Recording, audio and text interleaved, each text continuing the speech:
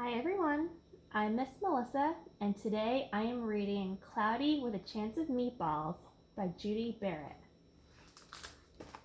We were all sitting around the big kitchen table. It was Saturday morning, pancake morning. Mom was squeezing oranges for juice. Henry and I were betting on how many pancakes we each could eat, and Grandpa was doing the flipping. Seconds later, something flew through the air, headed toward the kitchen ceiling, and landed right on Henry.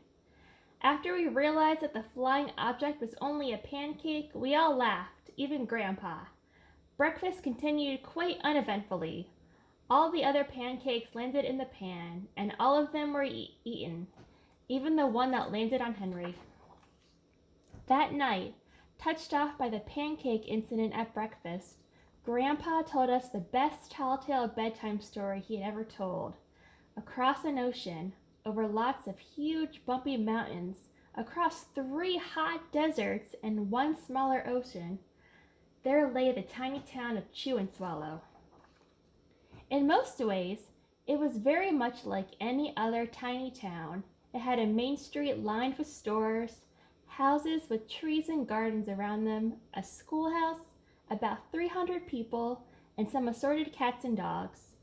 But there were no food stores in the town of Chew and Swallow. They didn't need any. The sky supplied all the food they could possibly want. The only thing that was really different about Chew and Swallow was its weather. It came 3 times a day, at breakfast, lunch, and dinner. Everything that everyone ate came from the sky. Whatever the weather served, that was what they ate. But it never rained rain, it never snowed snow, and it never blew just wind. It rained things like soup and juice. It snowed mashed potatoes and green peas, and sometimes the wind blew in storms of hamburgers. The people could hear the weather report on television in the morning, and they would even hear a prediction for the next day's food. When the townspeople went outside, they carried their plates, cups, glasses, forks, spoons, knives, and napkins with them. That way, they could always be prepared for any kind of weather. If there were leftovers, and there usually were, the people took them home and put them in the refrigerators in case they got hungry between meals. The menu varied. By the time they woke up in the morning, breakfast was coming down. After a brief shower of orange juice, low clouds of sunny-side-up eggs moved in, followed by pieces of toast. Butter and jelly sprinkled down for the toast, and most of the time it rained milk afterward. For lunch one day, frankfurters, already in their rolls, blew in from the northwest at about 5 miles an hour. There were mustard clouds nearby. Then the wind shifted to the east and brought in baked beans. A drizzle of soda finished off the meal. Dinner one night consisted of lamb chops, becoming heavy at times with occasional ketchup. Periods of peas and baked potatoes were followed by a gradual clearing, with a wonderful jello setting in the west. The sanitation department of Chew and Swallow had a rather unusual job for a sanitation department. It had to remove the food that fell on the houses and sidewalks and lawns. The workers cleaned things up after every meal and fed all the dogs and cats. Then they emptied some of it into the surrounding oceans for the fish and turtles and whales to eat. The rest of the food was put back into the earth so that the soil would be richer for the people's flower gardens. Life for the townspeople was delicious until the weather took a turn for the worst. One day, there was nothing but gorgonzola cheese all day long. The next day, there was only broccoli, all overcooked. And the next day, there were Brussels sprouts and peanut butter with mayonnaise. Another day, there was a pea soup fog. No one could see where they were going, and they could barely find the rest of the meal that got stuck in the fog. The food was getting larger and larger, and so were the portions. The people were getting frightened.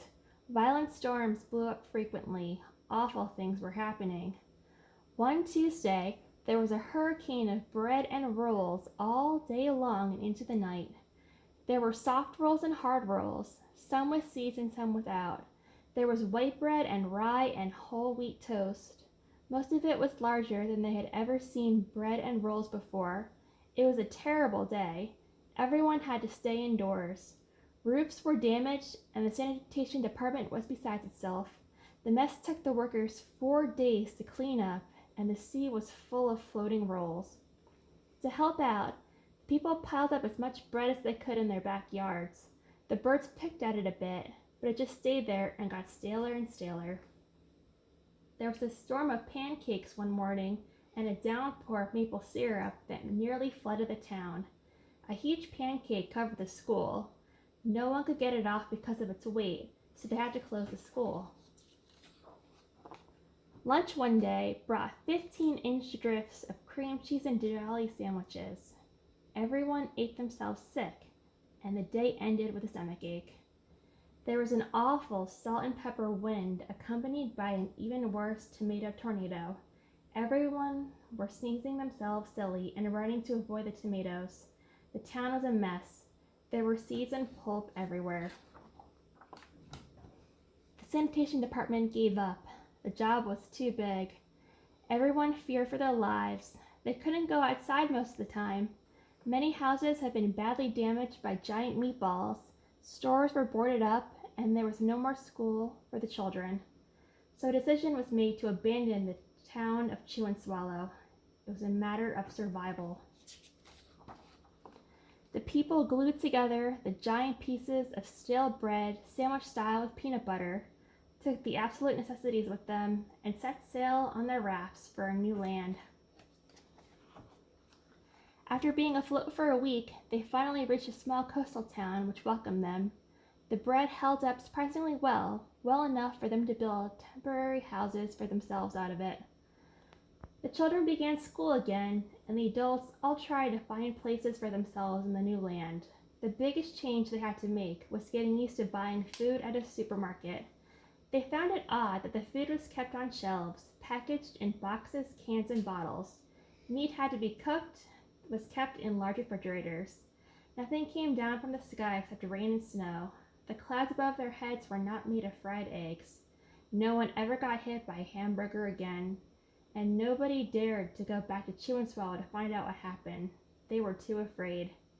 Henry and I were awake until the very end of Grandpa's story. I remember his goodnight kiss. The next morning, we woke up to see new snow falling outside our window. We ran downstairs for breakfast and ate it a little faster than usual so we could go sledding with Grandpa. It's funny, but even as we were sliding down the hill, we thought that a giant pat of butter at the top, and we could almost smell mashed potatoes. The end. I hope you had fun, and I'll see you next time.